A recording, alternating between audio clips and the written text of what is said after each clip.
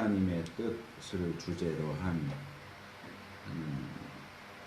35번 정도, 말씀으로는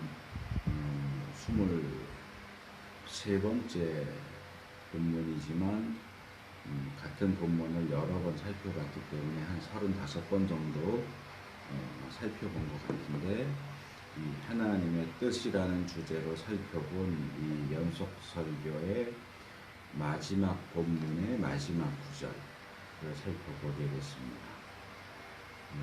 우리가 15절과 16절 지난 2주 동안 살펴보면서 이 세상과 세상 안에 있는 모든 것들은 하나님의 성품이나 행하심과는 어우러질 수 없는 육신의 정욕, 안목의 정욕, 이생의 자랑과 같은 것들로서 하나님에게서 비롯된 것이 아니고 또 하나님의 사랑을 그 안에 품고 있는 것이 아니기 때문에 그것들을 사랑의 대상으로 삼으면 안 된다 하는 내용을 살펴봤습니다.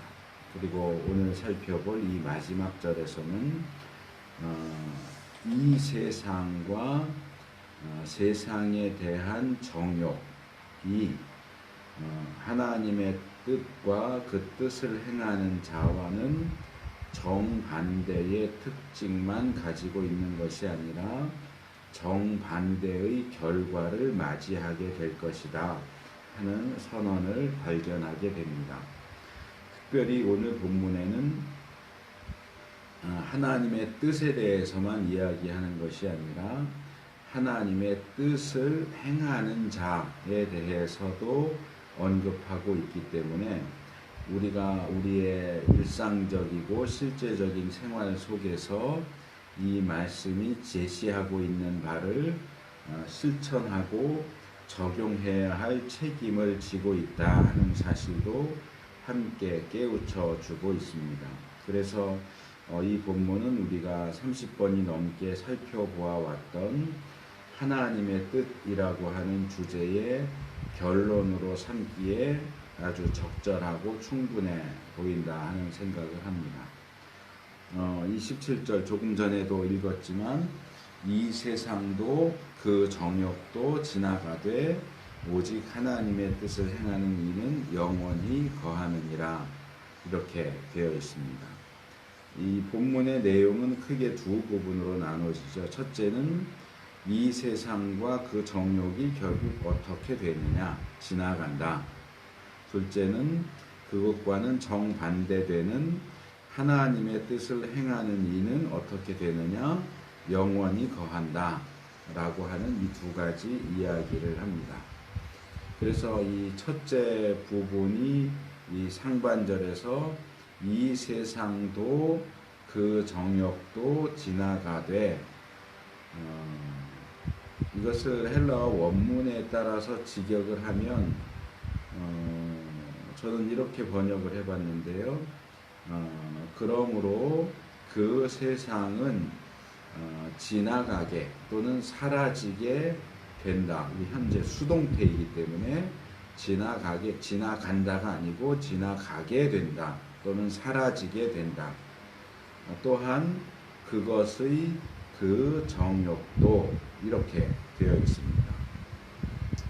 그래서 먼저 지적할 것은 우리 개역 성경이 빼놓고 번역하지 않았지만 헬라어 원문으로 보면 이 구절은 그리고라고 하는 단어, 카이라고 하는 단어로 시작된다고 하는 겁니다.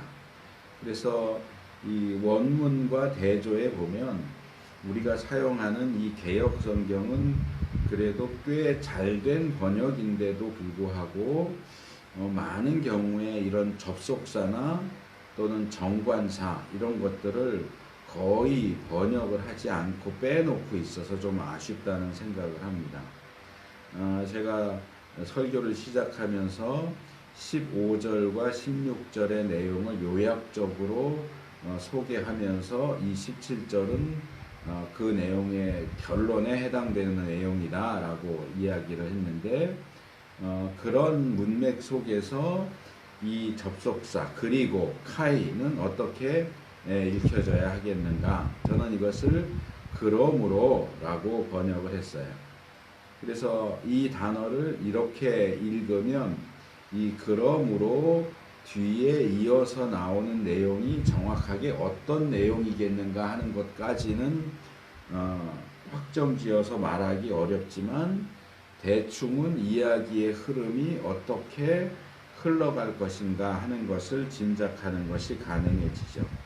그래서 하나님과 반대되는 세상, 그리고 정욕, 그리고 하나님의 뜻을 따르는 이의 최종적인 운명은 처음부터 확정되어 있는 것이다. 처음부터 이렇게 하면 이렇게 되고 저렇게 하면 저렇게 된다 하는 것이 어떤 법칙처럼 정해져 있고 여기서는 그런 원칙에 따라서 그 이야기를 진행하는 거구나 하는 것을 생각을 할 수 있겠죠.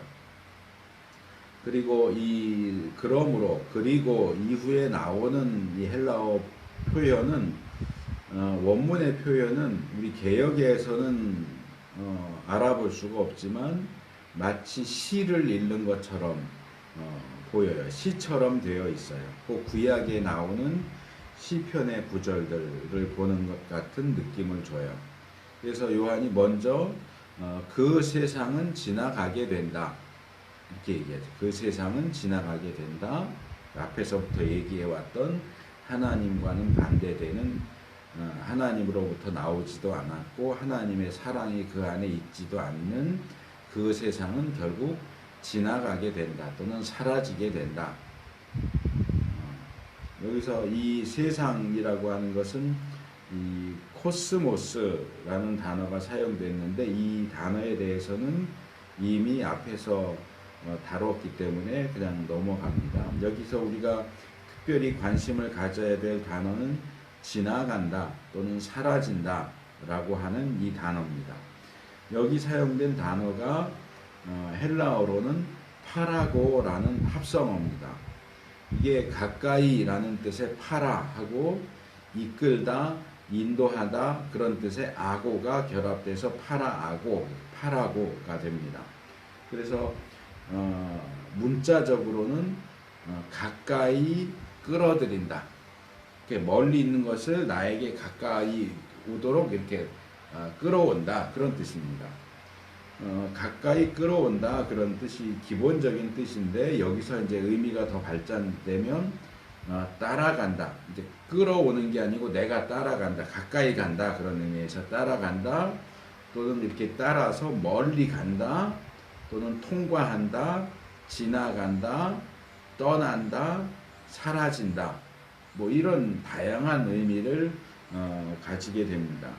이 본문의 경우는 개역이 선택한 것처럼 지나간다, 지나가 버린다, 또는 제가 이제 개인역, 사역한 것처럼 사라진다, 요 정도 의미로 아니면 두 개를 종합해서 이렇게 지나쳐서 사라진다. 내가 여기 있으면 이렇게 쌩하고 지나가서 보이지 않게 없어져 버리는, 사라지는 그런 장면을 생각을 해도 괜찮겠다 생각이 됩니다.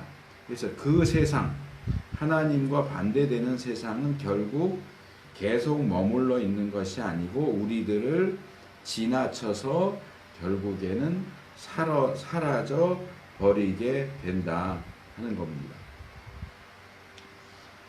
그래서 이 단어가 본문에서 아까 말씀드린 것처럼 현재형이고 수동태로 사용되고 있기 때문에 지나갈 것이다, 사라질 것이다. 이 세상은, 그 세상은 지나갈 것이다, 사라질 것이다. 뭐 이렇게 말해도 될 것 같지만 이 문법적인 형태만 따지면 그렇게 미래형으로 하거나 또는 능동태로 사라진다, 지나간다 이렇게 번역하면 안 되고 우리 한글 표현으로는 좀 어색하게 들릴 수 있지만 지나가게 된다 또는 사라지게 된다 이렇게 번역하는 것이 옳습니다. 그래서 이 표현은 하나님과 반대되고 하나님을 대적하는 그 세상은 마지막 종말 때에는 최종적으로 지나가 버리고 사라지게 될 것이 확실하지만 그런 지나감과 사라짐이 이미 시작되었고 이 현재 상황에서도 이미 그 지나감과 사라짐이 진행되고 있다 하는 것을 보여줍니다. 얼마 전에 설교하면서 제가 하나님의 심판과 그것에 따른 상과 벌이 최종적으로 미래에 행해지기도 하지만 현재에도 불완전하지만 부분적으로 상과 벌이 행해지고 있다라고 이야기했던 것과 같은 맥락에서 이해를 하시면 됩니다. 이 세상이 최종적으로도 지나가고 사라지게 되겠지만 지금도 그 지나감과 사라짐이 행해지고 있다. 그래서 이 지금 여기라고 하는 시점에서 볼 때도 이 세상은 종말, 끝을 향해서 계속 전진해 나가고 있고 문제는 하나님을 대적하는 악한 세상의 종말은 보통 말하는 유토피아, 좋은 세상이 아니고 디스토피아, 나쁜 세상, 악한 세상, 살기 힘든 세상이 될 것이다 하는 것이 이제 문제라는 거죠. 한편으로는 이 지나가고 사라지는 것이 능동적으로 행해지는 것이 아니라 수동적으로 행해진다 하는 점도 우리가 주목할 필요가 있습니다. 그러니까 이 세상이 자의로 자기의 뜻에 따라서 스스로 지나가고 사라지는 것이 아니라 타의에 의해서 지나가게 되고 사라지게 된다 하는 겁니다. 그렇다면 세상을 지나가게 하고 사라지게 하는 주체는 누구냐? 이 본문에는 세상을 지나가게 하고 사라지게 하는 주체가 누구인지가 나오지 않아요. 그래서 그 주체가 누구인지 알 수가 없지만 그래도 우리는 그 주체가 누구인지를 알 수가 있어요. 이 신약 성경이 기록된 이 코인의 헬라어가 가지고 있는 독특한 문법 장치들이 몇 가지가 있는데 그 중에 하나가 제가 종종 이야기했던 것인데 신적 수동태라고 하는 게 있습니다. 디바인 파시브라는 겁니다. 수동태인데 이 수동태가 누가 그 행위의 주체가 되는지가 밝혀지지가 않고 그냥 수동태가 사용돼요. 그럴 경우에 그 행위를 하는 주체는 신이다. 하나님이 그 행동을 하신다라고 할 때에 구태여 하나님이 이 세상을 지나가게 사라지게 하신다. 그래서 하나님에 의해서 세상이 지나가게 되고 사라지게 된다. 이렇게 표현을 하지 않고 그 하나님에 의해서를 빼고 그냥 본문처럼 그 세상이 지나가게 되고 사라지게 된다라고 이렇게 신적 수동태로 사용될 때는 본문에 그 행위의 주체가 나타나지 않을지라도 그 행위의 주체가 하나님을 가리키는 거구나 하고 알 수 있도록 되어 있는 것이 이 신적 수동태라고 하는 문법 장치입니다. 그래서 그런 어떤 문법적인 부분도 그렇고 성경 전체의 가르침을 참고할 때도 하나님을 대적하고 하나님과 대립하는 악한 세상을 결국 지나가 버리게 만들고 사라져 버리게 만드는 분은 하나님이시다 하는 것을 우리가 분명하게 알 수 있다는 겁니다. 그래서 하나님께서는 자신을 대적하고 대립하는 악한 세력이 끝까지 온전하게 존재하는 것을 허락하지 않으시고 심판하시고 멸망시키신다 하는 것이 이 본문이 우리에게 기본적으로 이야기하는 내용입니다. 그리고 이 상반절의 뒷부분은 우리 개역 성경은 그냥 그 정욕도 그냥 그랬어요. 이 세상도 콤마 그 정욕도 사라지되 그냥 이렇게 번역을 했지만 요 번역의 형태는 아까 제가 소개한 헬라어 원문의 형태를 전혀 반영해 주지 못하고 있어요. 번역도 문제가 있어요. 왜냐하면 그 정욕도 그러면 그는 뭡니까? 그 세상의 그 정욕인데 여기서 그는 정관사인 것처럼 읽기가 쉽죠. 이 세상도 그 정욕도. 그런데 헬라어 원문에는 정관사만 있는 게 아니고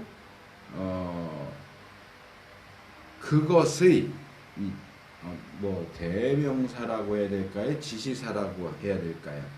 그래서 그것의 그 정욕도 이렇게 되어 있어요.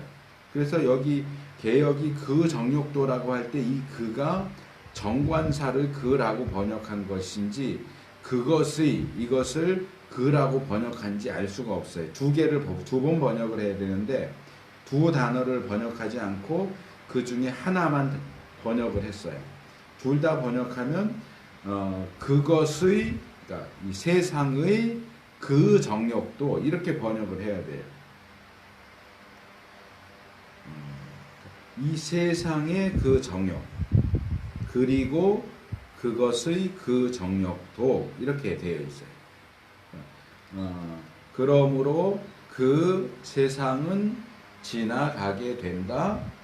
그리고 또한 그것의 그 정욕도 이 시 같다고 제가 얘기를 했잖아요. 시처럼 쓰여져 있어요.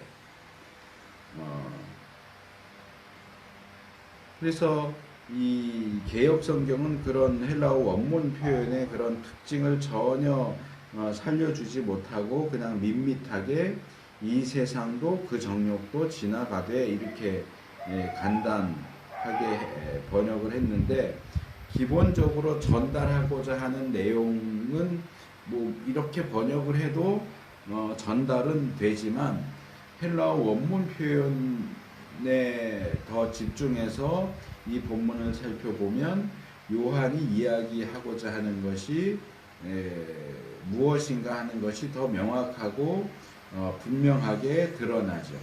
이 부분에서 요한은 하나이지만 두 개로 이루어진 내용을 우리에게 제시합니다.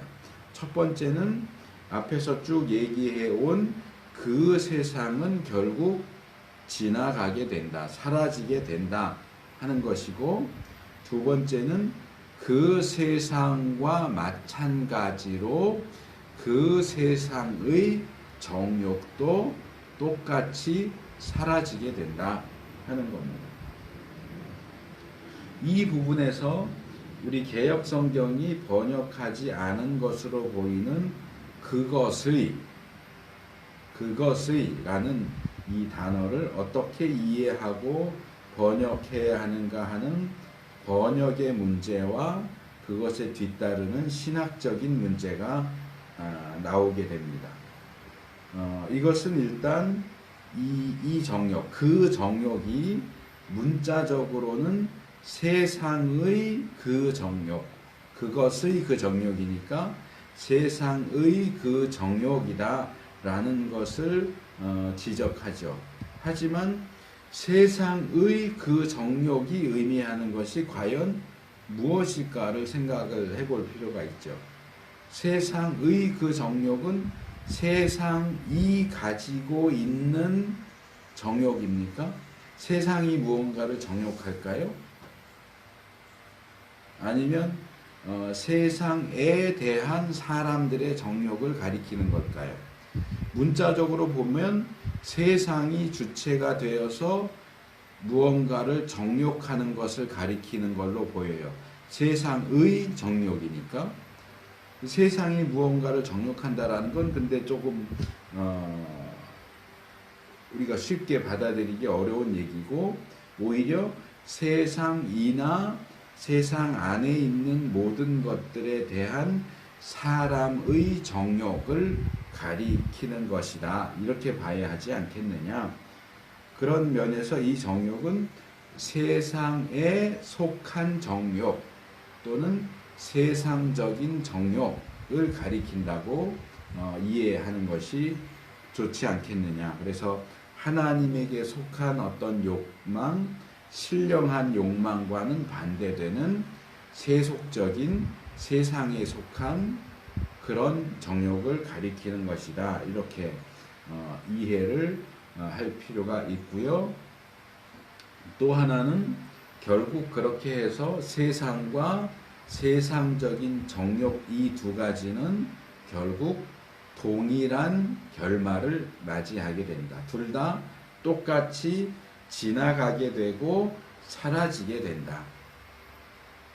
그래서 여기서 우리는 이 악한 세상과 세상 안에 있는 모든 것들, 육신의 정욕, 안목의 정욕, 이 생의 자랑, 그것들의 운명이 그것들을 사랑하는, 정욕하는 자들의 운명과 일치하게 된다 하는 사실을 발견하게 됩니다. 이것은 예수님께서도 말씀하신 적이 있는데 마태복음 25장 41절에 보면 또 왼편에 있는 자들에게 이르되 저주를 받은 자들아 나를 떠나 마귀와 그 사자들을 위하여 예비된 영영한 불에 들어가라. 이 마귀를 따르는 이 저주받은 무리는 마귀나 마귀의 사자들, 타락한 천사들, 귀신들이 받게 되는 지옥의 형벌을 동일하게 받게 된다.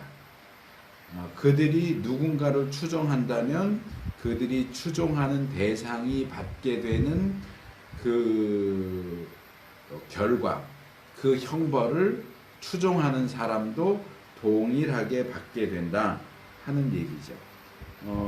우리 찬송가 269장에 웬 말인가 내 형제여 라는 찬양의 가사도 보면 2절과 3절에 이런 내용이 나오죠. 웬일인가 내 형제여 마귀만 쫓다가 저 마귀들 지옥 갈 때 너도 가겠구나. 정확히 지금 인용한 마태복음 말씀을 가사로 만든 거죠. 3절 웬일인가 내 형제여 재물만 취하다 세상 물건 불탈 때에 너도 타겠구나.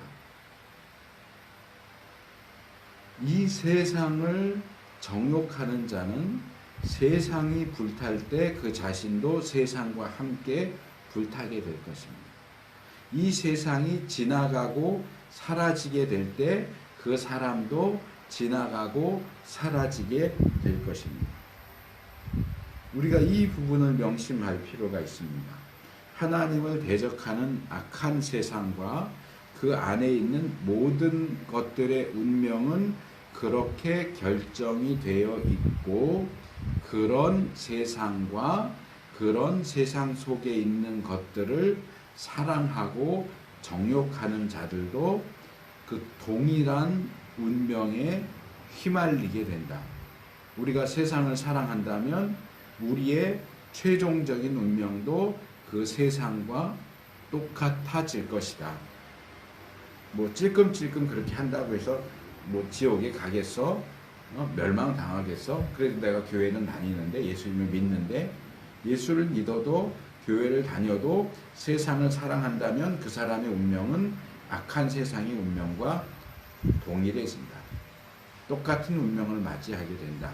이것이 본문이 우리에게 얘기하는 첫 번째 부분입니다. 자, 이제 두 번째 부분을 살펴보겠습니다. 이 두 번째 부분은 하반절에서 오직 하나님의 뜻을 행하는 이는 영원히 거하느니라 이렇게 되어 있습니다. 헬라어 원문을 직역하면 그러나 그 하나님의 그 뜻을 행하는 그는, 그 사람은 영원토록 거한다 이렇게 할 수 있습니다. 우리 개역성경은 오직 이렇게 번역을 했는데 이 번역은 잘못된 번역이에요. 제가 베드로전서 5장 2절과 3절을 살펴볼 때도 비슷한 이야기를 했었습니다. 우리 말 한글에서 오직이라고 하는 단어를 쓰면 우리는 보통 오로지, 영어로는 only죠, only. 전도하는 사람들이 only Jesus, 오직 예수. 그거 할 때는 다른 것은 없고 오직 이것만, 오로지 이것만. 그런 의미에서 오직이라는 단어를 사용을 하기 때문에 그런 의미로 우리가 이 오직을 읽게 됩니다.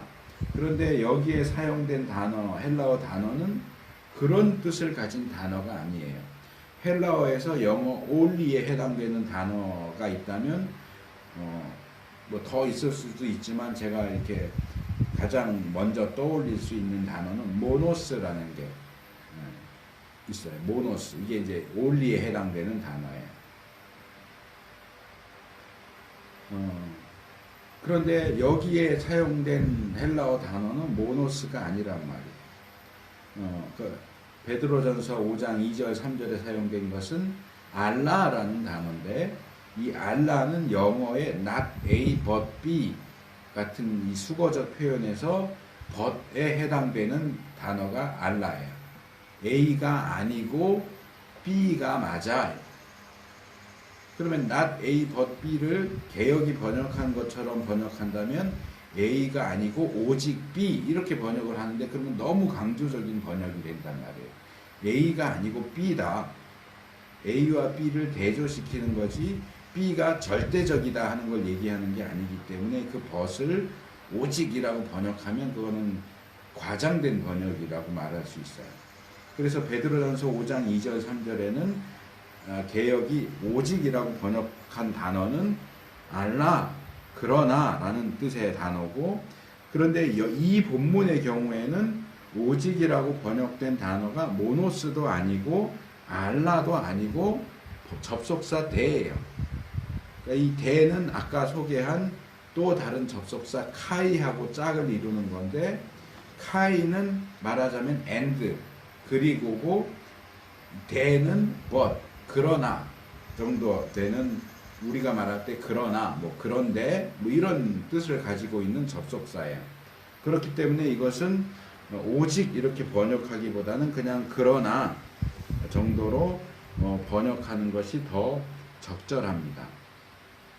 물론 이제 이건 번역만 가지고 얘기하는 것이고 의미적으로 말한다면 뭐 오직이라고 번역을 해도 아주 틀린 표현은 아닙니다. 번역의 문제 말고 의미의 문제로서 이건 이제 신학적인 얘기가 될 텐데 몇 주 전에 지적한 것처럼 우리가 바른 기준을 가지고 제대로 분별하기 위해서는 이런 부분에 대한 올바른 지식을 갖는 것이 필요하기 때문에 그런 지식, 기준을 세운다고 생각하고 들으시면 좋을 것 같습니다.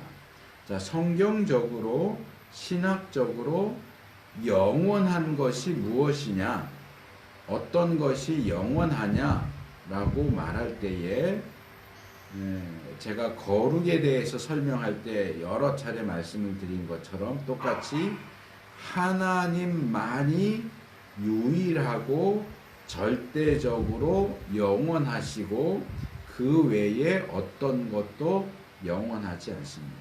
오직 하나님만 영원성을 가지고 계세요. 하지만 우리가 일반적으로 말할 때 교회, 기독교 안에서 일반적으로 말할 때 영원한 것이 세 가지 있다 이렇게 얘기합니다. 그렇게 따지면 딱 세 가지만 있는 건 아니지만 보통 세 가지를 얘기해요. 첫 번째 하나님이 영원하시고 두 번째 하나님의 말씀이 영원하고 세 번째 인간의 영혼이 영원하다 이렇게 얘기를 합니다. 뭐 하나님의 말씀은 하나님 입에서 나온 것이고 하나님 자신과 뭐 동등한 것으로 볼 수 있기 때문에 하나님의 말씀이 영원하다라고 하는 것에 대해서는 뭐 두말할 여지가 없어요. 성경에도 하나님의 말씀이 영원하다라는 표현은 여러 번 나오지요. 근데 인간의 영혼이 영원하다라고 하는 부분은 좀 생각해 볼 필요가 있어요. 제가 생각할 때는 하나님과 하나님 말씀과 인간의 영혼이 영원하다라고 이야기하는 의도는 아마도 전도에 대한 강조를 위한 의도가 있지 않은가. 그렇기 때문에 인간 영혼을 구원하는 것, 구령 사역이 중요하다. 영원한 인간의 영혼이 지옥 가지 않도록 천국 가도록 하는 것이 중요하다라는 것을 강조하기 위한 어떤 전 단계로서 인간의 영혼이 영원하다라고 이야기하는 것으로 추측이 되지만, 그러나 인간의 영혼은 영원하지 않아요. 인간의 영혼도 하나님께서 창조하신 피조물이고, 성경은 인간 영혼의 영원성을 이야기하지 않습니다. 인간 영혼이 영원하다라고 하는 말을 네 가지 글자로 보통 영혼불멸 이렇게 얘기를 합니다. 영혼은 멸하지 않는다. 없어지지 않는다. 영혼은 영원히 존재한다. 라는 식으로 영혼불멸이라는 표현을 사용하는데, 이 영혼불멸이라고 하는 사상은 성경이 가르치는 사상이 아니고 헬라 사상이에요. 성경의 사상이 아니고 헬라 사상이에요. 성경은 영혼 불멸을 가르치지 않고 뭘 가르치느냐 하면 부활을 가르치죠. 영혼에 대해서 예수님이 하신 말씀 하나를 소개시켜 드리면, 마태복음 10장 28절에서 이렇게 말씀하십니다. 몸은 죽여도 영혼은 능히 죽이지 못하는 자들을 두려워하지 말고 오직 몸과 영혼을 능히 지옥에 멸하시는 자를 두려워하라. 인간은 사람의 몸은 죽일 수 있지만 영혼은 죽일 수 없어요. 하지만 하나님은 인간의 몸도 죽일 수 있고 영혼도 죽일 수 있어요. 여기 죽인다와 멸한다는 같은 의미로 사용되고 있어요. 물론 여기서 이제 잘못된 신학적인 주장이 나오기도 해요. 그게 뭐냐면 멸절설이에요. 지옥에서 영원히 고통받는 그런 건 없고, 지옥 가는 영혼은 하나님이 그 영혼을 아예 멸하신다. 없애버리신다. 존재하지 않았던 것처럼 없애버리신다. 이렇게 주장하는 사람들도 있는데, 우리 정통 기독교는 멸절설을 인정하지 않습니다. 지옥을 인정을 하지 멸절설을 인정하진 않아요. 그러니까 여기서 말한다면 이 지옥에서 멸하신다고 하는 것은 지옥에 보내신다, 지옥에서 고통받고 형벌받게 하신다, 이런 의미로 이제 지옥과 연결을 시켜서 봐야 하겠지만, 어쨌든 이 표현은 하나님에게는 인간의 영혼을 멸하시고 죽일 수 있는 능력과 권한이 있다는 사실을 분명히 보여주고 있죠. 그래서 이 지옥은 계시록 2장 11절에서는 둘째 사망, 두 번째 죽음이라고 부르는 겁니다. 그래서 인간의 영혼 자체는 영원하지 않아요. 조건적으로 영원하다고 말할 수 있어요. 조건적으로, 상대적으로. 예수를 믿어서 하나님의 나라에 들어가는 영혼은 영원히 살아요. 예수를 믿지 않고 지옥에 가는 인간의 영혼도 사실은 영원히 살죠. 제가 종종 얘기했던 것처럼 천국에 들어가서 영원히 사는 것을 성경이 영생, 영원한 생명 이렇게 부르지만, 지옥에 가서 영원히 사는 것, 영원히 고통받으면서 사는 것을 영생이라고 부르지 않아요. 그건 영벌이라고 부르죠.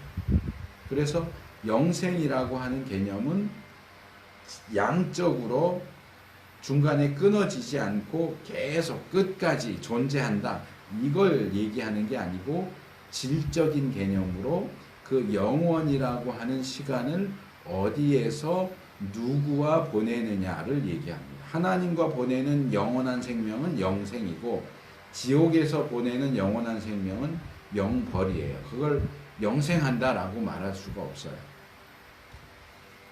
그래서 이 본문이 말하는 하나님의 뜻을 행하는 자는 영원하다, 영원히 거한다 하는 말도 역시 절대적인 의미가 아니라 상대적인 의미로 하나님께서 영원히 존재하도록 해 주셔서 영원한 거지, 인간이 하나님과 상관없이 스스로의 능력으로 그 영혼의 자체적인 힘으로 영원히 존재하는 것은 불가능하다 하는 겁니다.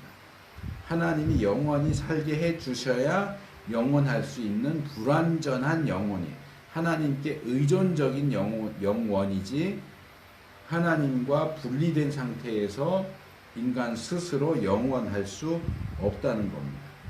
그래서 이 개념은 거룩에 대한 개념과 똑같아요.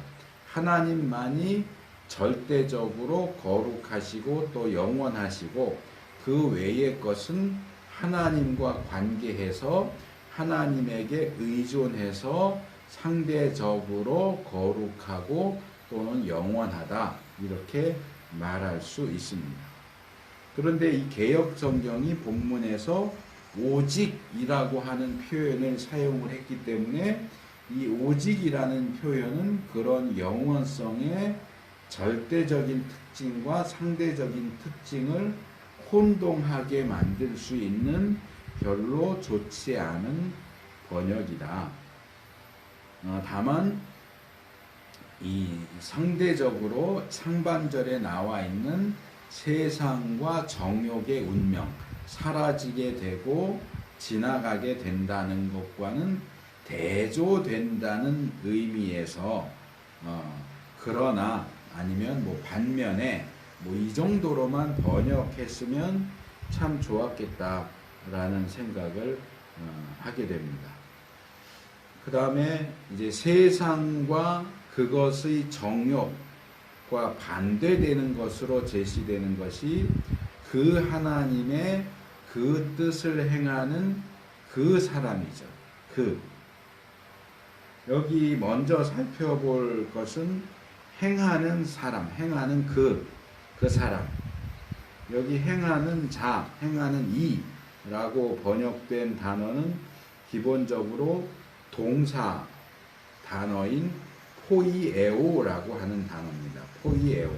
이 포이에오의 기본적인 뜻은 행한다, 그런 뜻이고, 거기서 좀 발전돼서 만든다, 지킨다, 실천한다, 뭐 이런 의미들을 가지고 있어요. 그래서 뭐 행하는 자, 하나님의 뜻을 지키는 자, 하나님의 뜻을 실천하는 자, 뭐 요 정도의 의미로 이해하면 되고요.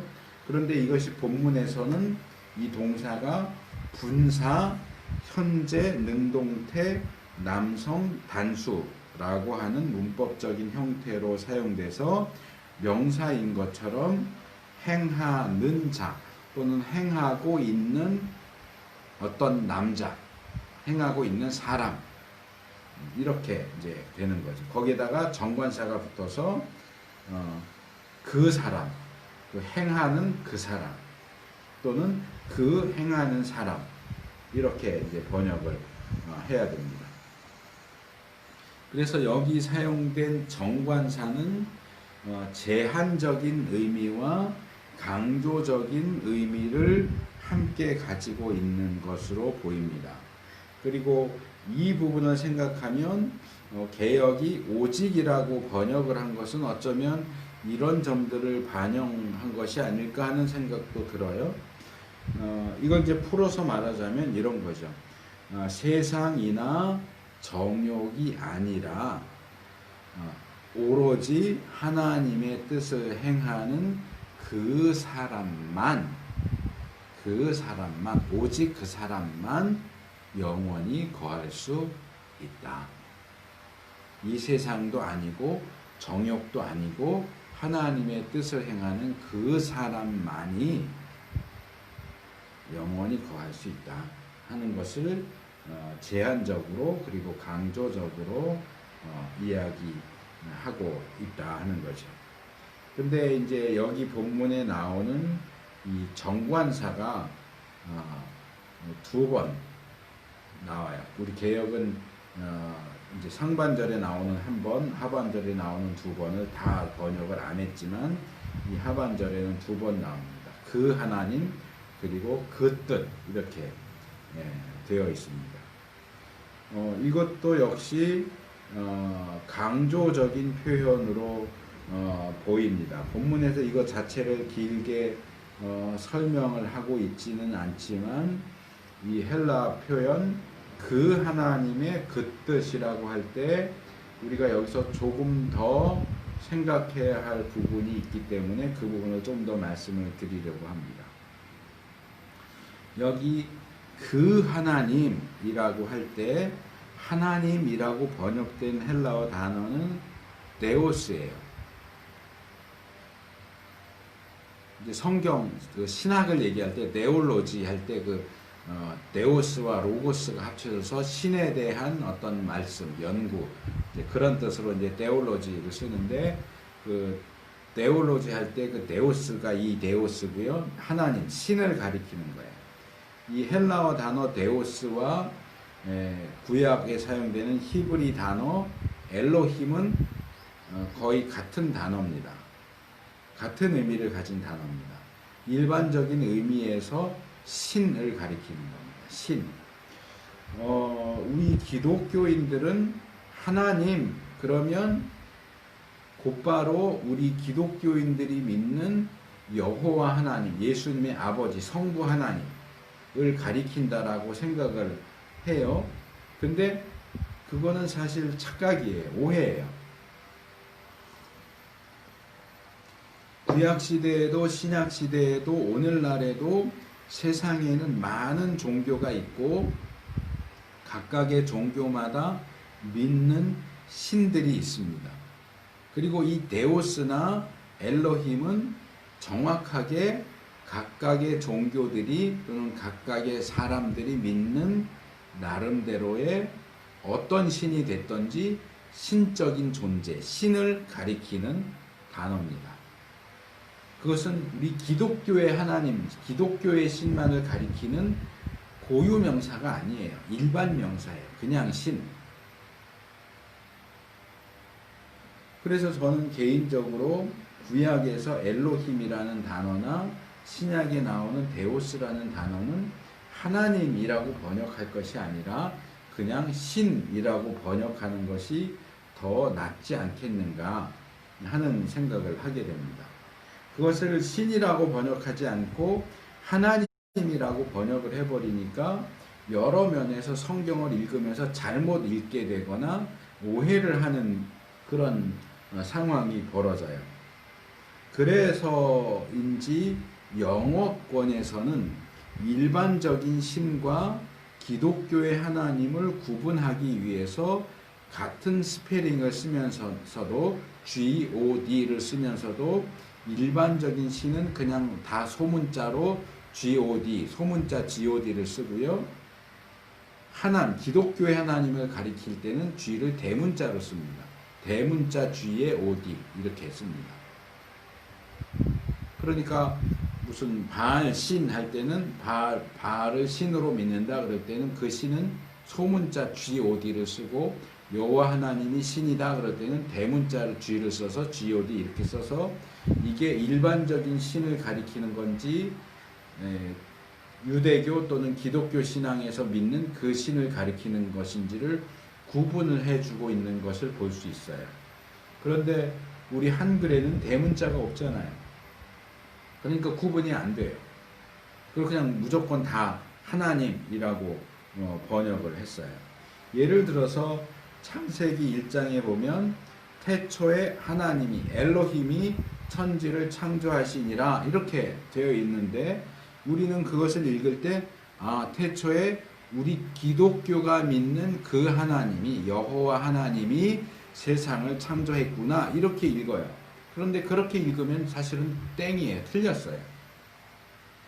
그 구절은 뭘 얘기하느냐 하면 세상은 원래부터 존재해 있었거나 저절로 생긴 것이 아니라 시작하는 시간, 태초가 있고 그 시작되는 시간에 신 또는 신적인 존재에 의해서 만들어졌다.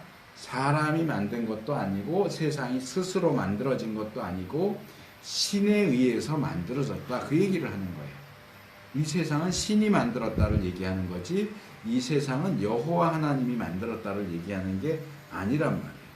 세상은 저절로 생긴 것도 아니고 사람이 만든 것도 아니고 신이 만든 거야. 그래서 그 신이 이렇게 여세 동안 세상을 만들었다. 인간도 신이 만들었다. 이 얘기를 쭉 하는 거고요. 그러면 그 신이 어느 신인데, 누군데, 어느 종교에서 믿는 어느 신인데 라고 할 때 거기에 대한 대답이 창세기 2장 4절에 가서 그 신이 그 엘로힘은 여호와라고 하는 엘로힘이다. 여호와 엘로힘이다. 여호와 하나님이다. 라고 그 정체를 드디어 밝히는 거죠. 유대인들이 믿는 여호와라는 신이 이 세상을 만든 그 신이야. 이렇게 되는 거예요. 근데 우리는 그냥 신이라고 하는데도 그냥 신은 무조건 여호와 하나님이라고 그렇게 생각하고 있는데 그것은 착각인 거죠. 그래서 우리가 많이 사용하는 여호와 하나님이라고 하는 그 호칭은 사실은 여호와라는 신 그런 뜻이 여호와라는 신. 그래서 여호와 이꼴 하나님 신 이렇게 됐는데 이게 자꾸 사용하다 보니까 와전돼서 하나님 이꼴 여호와. 지금 대부분 교인들이 생각하는 하나님의 개념은 하나님 이꼴 여호와 이렇게 되는데 그러면 안 돼요.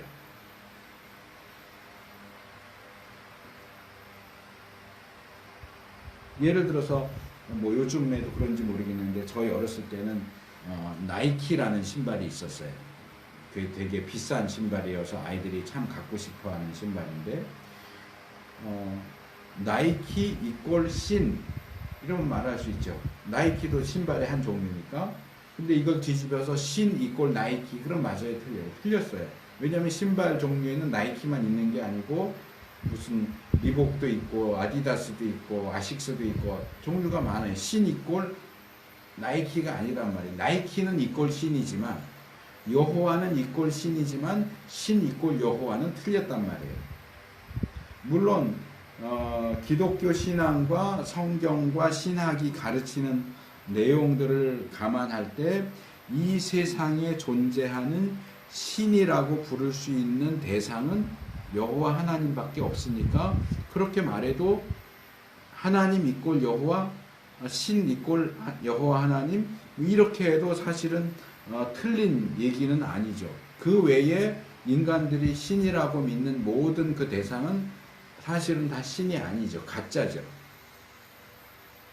그런데도 불구하고 성경은 오직 하나님만이 유일무이한 신이시다라는 이야기를 하면서도 한편으로는 세상 사람들이 신이라고 믿는 그 가짜 신들도 마치 신인 것처럼 그렇게 이야기를 합니다.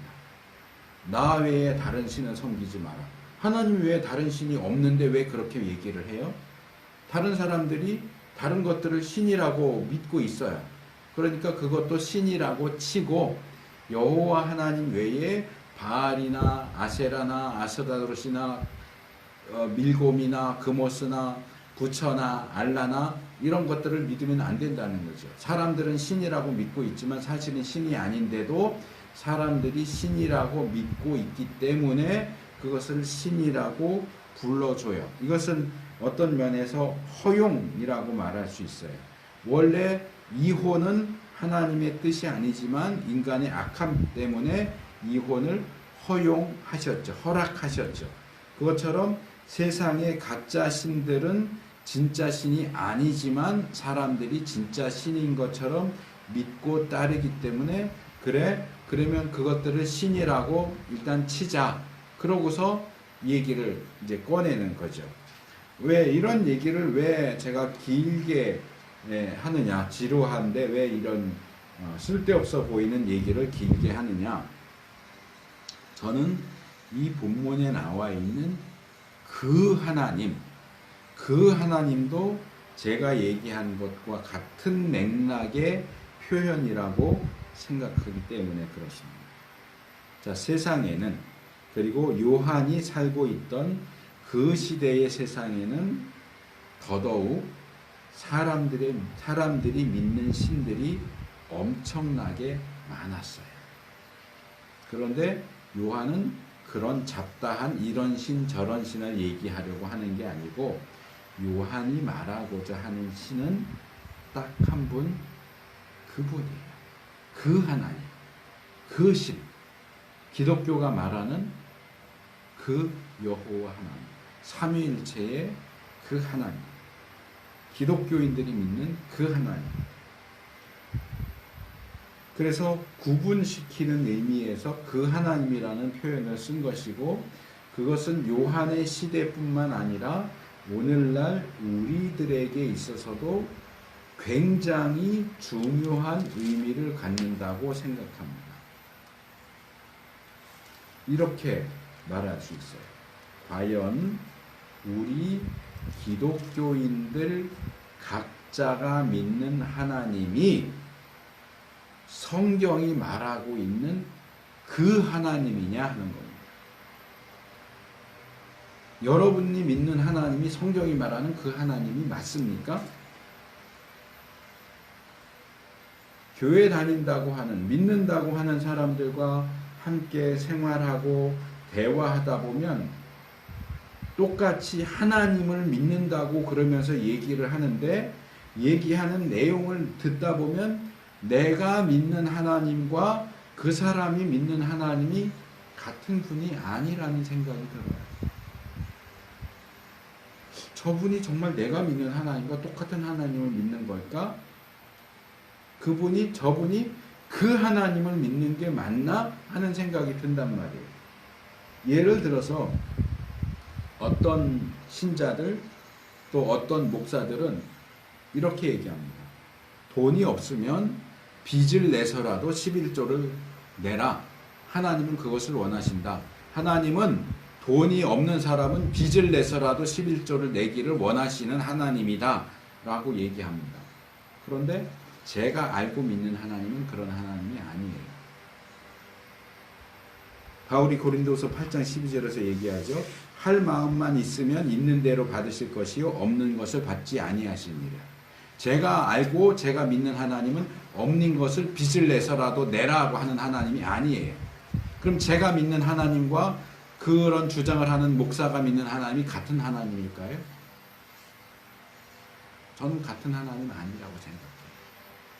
그 사람이 믿는 하나님은 성경이 말하는 그 하나님이 아니에요. 뭔가 다른 하나님이에요. 그런데 똑같이 하나님을 믿는다고 말하니까 우리가 같은 하나님을 믿는 것처럼 착각하는데, 교회 안에서도 같은 하나님, 성경이 말하는 그 하나님이 아닌 다른 하나님을 믿는 사람, 다른 신들을 믿는 사람들이 있다는 거예요.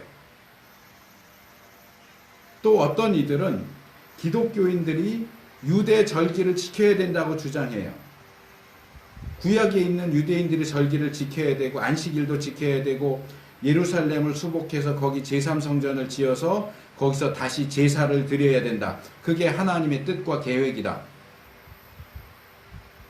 물론 다니엘서나 요한계시록에 보면 적그리스도가 나타나면서 성전을 회복시키고 제사를 다시 드릴 수 있게 해준다. 3년 반 동안.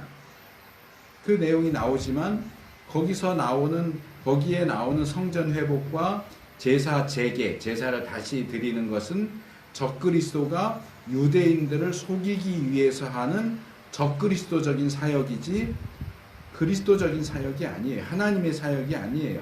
모든 제사와 절기가 예수 그리스도의 십자가의 사역을 통해서 성취됐기 때문에 예수님을 믿고 따르는 이들은 더 이상 제사를 드리거나 절기를 지킬 필요가 없어요. 바울이 갈라디아서나 다른 편지에서 예수님을 믿는 것 외에 거기에 무언가 다른 것, 할례나 제사나 절기나 이런 것들을 덧붙이는 것은 그리스도의 십자가의 공로를 욕보이는 것이고 헛되게 무효로 만드는 반그리스도적이고 적그리스도적인 방식이라고. 그런 다른 복음을 전하는 자는 하늘에서 온 천사라도 저주를 받으라고 아주 강력하게 규탄하고 있어요. 여호수아가 여리고성을 무너뜨리면서 이 여리고성을 다시 쌓는 자는 저주를 받아서 아들들을 잃을 것이다. 자식들이 죽을 거다라고 저주를 했는데 아합 시대에 히엘이라는 사람이 여리고를 재건하다가 저주한 그대로 아들 둘을 잃었어요. 저는 이 시대에 성경의 가르침을 역행하는 그런 내용, 그리스도의 십자가의 공로를 무효화시키는 제사도 드려야 되고 절기도 지켜야 된다라고 주장하는 사람들은, 그것을 행동하는 사람들은 히엘과 똑같은 운명이 될 거라고 생각합니다. 그리고 저는 그들이 믿는 하나님은 제가 성경적이고 신학적으로 정통이라고 인정하고 믿고 따르는 그 하나님과는 다른 하나님을 믿는다고 생각해요.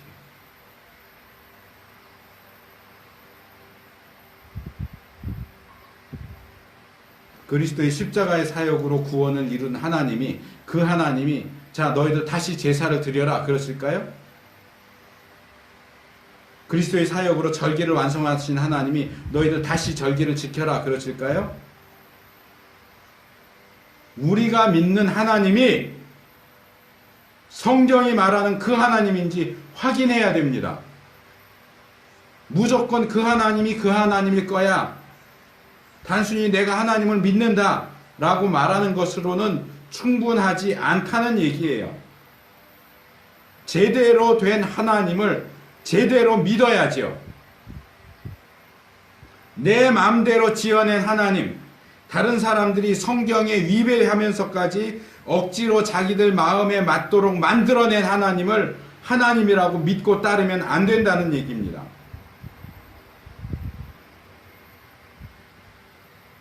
그 하나님의 그 뜻도 역시 같은 식으로 얘기할 수 있습니다.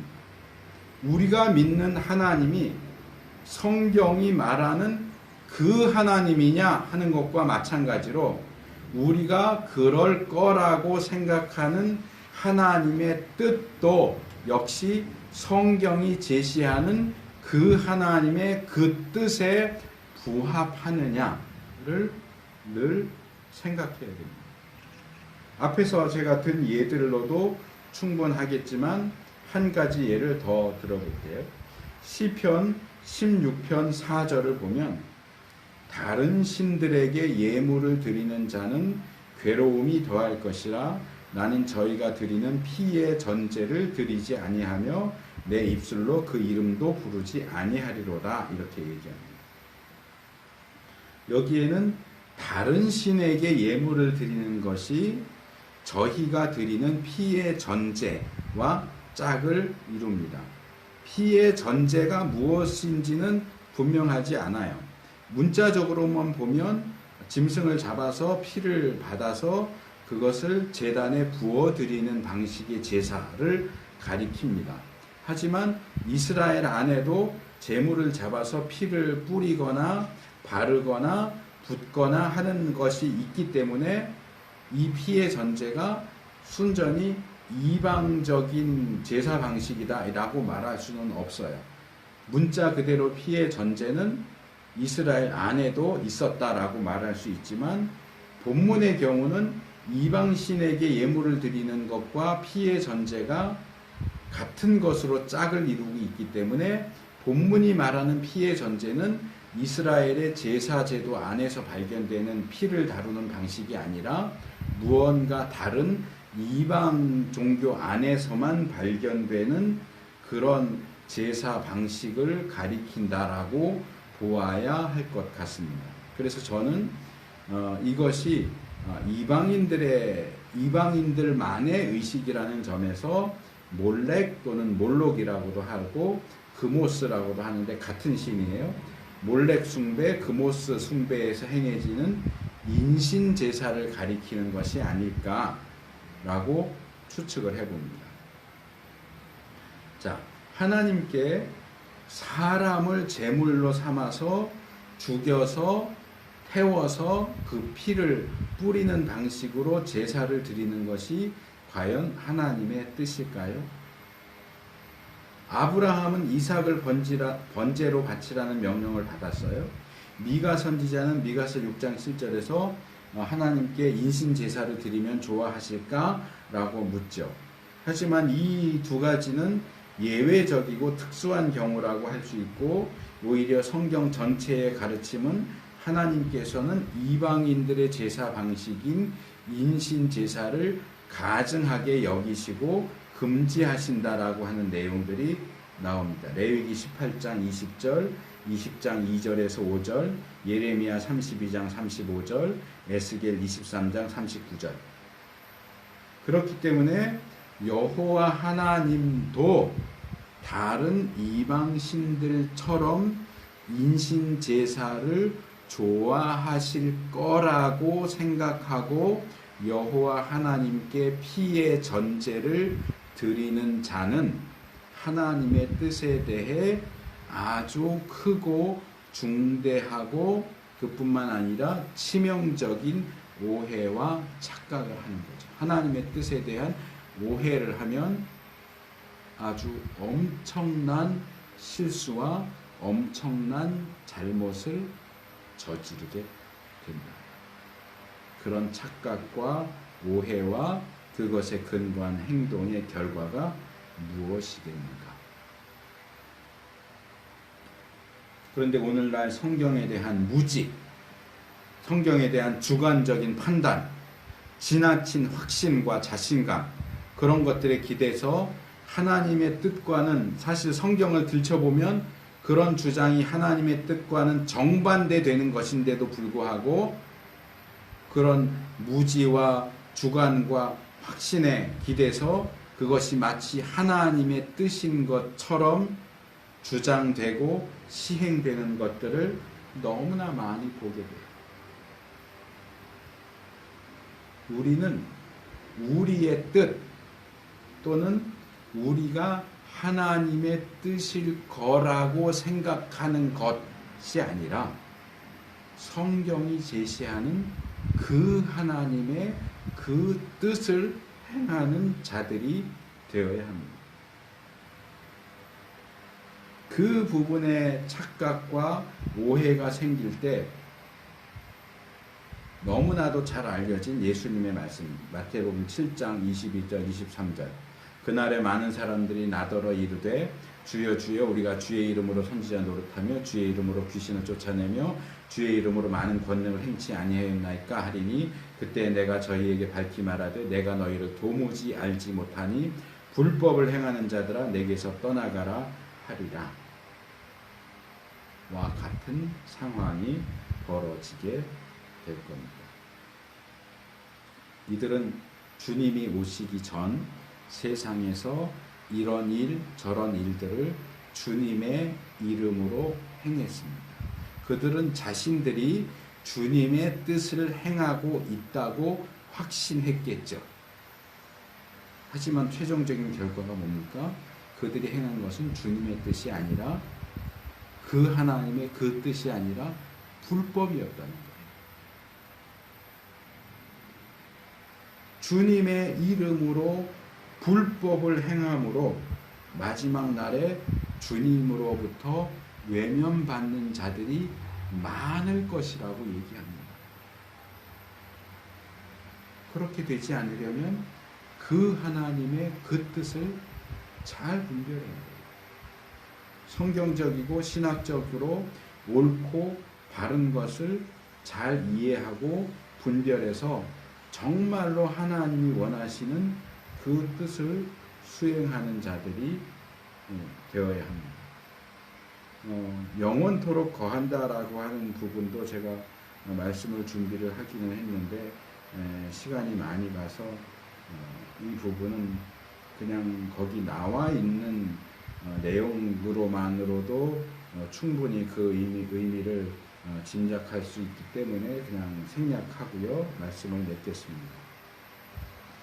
우리가 지난 2주 동안 세상과 세상 안에 있는 모든 것들 그리고 그것에 대한 사랑과 정욕이 어떤 특징을 가지고 있으며 그것은 모든 면에서 하나님과는 공존할 수 없는 하나님을 반대하고 대적하는 특성을 가지고 있다 하는 것을 살펴봤고, 오늘은 그런 특징을 가진 세상과 그런 세상에 대한 사랑과 정욕, 그리고 그런 태도를 취하는 사람들까지 포함해서 그들이 맞이하게 될 최종적인 결과는 지나가고 사라지게 되는 것이다.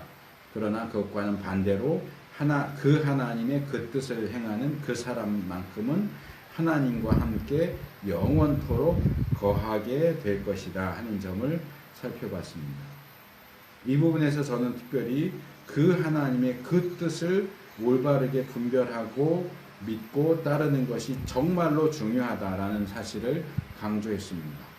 교회 바깥, 기독교 신앙 바깥의 불신 세상과 불신자들만이 아니라 교회 안, 기독교 세력 안에 있는 자들 가운데도 그 하나님이 아닌 딴 하나님을 믿는 자들이 있고, 그 하나님의 그 뜻이 아니라 자기들이 하나님의 뜻이라고 오해하고 착각하는 뜻을 추구하는 사람들이 많이 있습니다. 그들은 마태복음 7장에 나온 것처럼 주여 주여 우리가 주의 이름으로 이것저것 행했는데요 할 때 나는 너희를 도무지 알지 못한다. 너희들은 이 땅에서 불법을 행했다라고 하는 책망과 외면을 당하게 될 수밖에 없습니다. 교회 안에 있다고 해서 안심하면 안 됩니다. 나는 하나님을 믿는다고 해서 안심하면 안 됩니다. 그 하나님을 내가 믿고 있는지, 그 하나님의 그 뜻을 분별해서 따르고 있는지 기억해야 됩니다. 그 하나님의 그 뜻을 행하는 자만이 하나님과 영원히 함께 할 수 있습니다. 이런 중차대한 문제에 있어서 어떠한 조금의 착각이나 착오나 오류도 생기지 않도록 주의하고 조심하면서 신앙생활하는 우리가 될 수 있기를 바랍니다.